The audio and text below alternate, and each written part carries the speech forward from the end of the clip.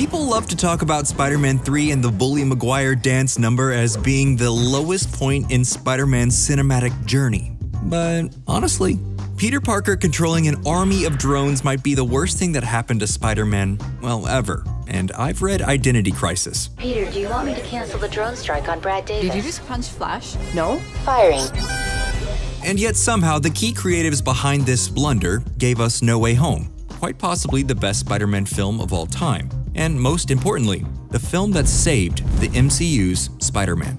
First created in the pages of Amazing Fantasy number 15 by Steve Ditko and Stan Lee, Peter Parker's eternal struggle between the weight of heroic responsibilities and the trials and tribulations of real life is a timeless tale that we've basically been consuming nonstop for close to 80 years straight. Spidey first appeared on the small screen in 1967 and has been a semi-constant in TV shows, video games, and movies ever since. This obviously climaxed in the early 2000s with the Sam Raimi-fronted Spider-Man trilogy, which led into Mark Webb's two Amazing Spider films, the second of which underperformed and led everyone's favorite wall crawler back into the loving arms of Marvel. You're the Spider-ling, crime-fighting spider. Spider-Man. However, there's one problem with the Marvel Cinematic Universe's version of Spider-Man. He's not really Spider-Man. He looks like Spider-Man and he talks like Spider-Man. You ever seen that really old movie, Empire Strikes Back? But the stories he's in aren't really Spider-Man stories. People who don't understand the structure of a Spidey story always seem to think Spider-Man's origin is that he gets bit by a spider and gains the powers of a spider. That's a piece of it, but not actually the whole story.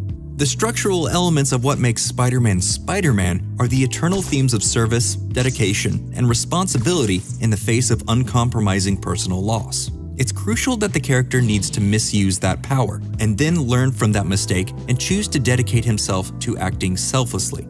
In the original comics, it was using his powers to make money and gain fame and attention, and then not stopping a thief from robbing a wrestling promotion that he had taken part in. You could have taken that guy apart. Now he's gonna get away with my money. I missed the part where that's my problem. This criminal later is the man who's responsible for killing Peter's Uncle Ben. That's the origin of Spider-Man. It's Peter being so consumed with guilt that he monastically dedicates himself attempting to make up for that one moment of selfishness that he wishes he could take back. And the MCU Spider-Man went 6 appearances without having an Uncle Ben moment. Yes, we've seen the origins twice, we didn't need to see it again, but what we did need was a Spider-Man who understood the cost of being Spider-Man. And to make it even worse, the MCU ostensibly just neutered the character. He didn't make his own costume. He didn't learn how to be a hero by himself. He's not a socially awkward teenager by day and a wisecracking masked vigilante by night. He's not a super scientist other than outlined by lip service. Who manufactured that? I did. He's not poor, he's not a photographer for the Daily Bugle or any sort of media outlet. Basically, everything that makes Peter Parker is gone in the MCU, other than jokes, web-slinging, and a costume that's sometimes red and blue. His adventures really do mimic the Jimmy Olsen Superman's PAL comics from the 1960s. These comics are always the same. Jimmy gets into a scrape or some weird adventure, his inquisitive nature or bumbling acts complicate matters, and then Superman comes and saves him, which is exactly what happens in Homecoming. But instead of Superman, it's Iron Man. Previously on Peter Screws the Pooch, you sneak around behind my back doing the one thing I told you not to do. Spidey on the Avengers was never the main attraction on the comics, but he was his own distinct person, as opposed to in the MCU, where he's basically Iron Man's ward. But the weird thing about how they build out his placement is that Iron Man is his father figure, without ever really exploring the fact that they've both lost their dads. It's less that Peter is lost and needs a father figure, and more that Iron Man and Peter are put together as a surrogate father and son because they're Marvel's 2 most popular characters. Far From Home, as referenced before, makes the increasingly bizarre plot decision to give teenage Peter Parker an unstoppable drone army. Isn't this the whole plot of Avengers Age of Ultron? Literally, the moral of the movie is that he's learned he was wrong and he's not going to do that anymore. They decided to give Spidey the exact same story, but play it for laughs? Target is Brad Davis. Initiating strike. Initiating what now? This is not a Spider-Man story at all. Who had this idea? Chris McKenna and Eric Summers. They were 2 of the many writers credited on Homecoming, and they received solo credit on Far From Home. And yet, with great mischaracterization comes great opportunities for change. Spider-Man: No Way Home is the best live-action Spider-Man film since Spider-Man 2. The film really celebrates the legacy and the history of the live-action Spider-Man franchises. That's what everyone wants to talk about with No Way Home. It's all the cameos and interconnectedness and continuity, but really, the biggest strength of No Way Home is how writers Chris McKenna and Eric Summers took the teenage misfit, non-Spider-Man, and evolved him into an actual living, breathing Spider-Man. You know it's a brilliant piece of writing when it can juggle the needs of an event picture like Spider-Man: No Way Home, the continuity needs of setting up a multiverse, and the actual arcs of the cast. And on top of all of that, giving the MCU Spider-Man an actual freaking Spider-Man movie to star in.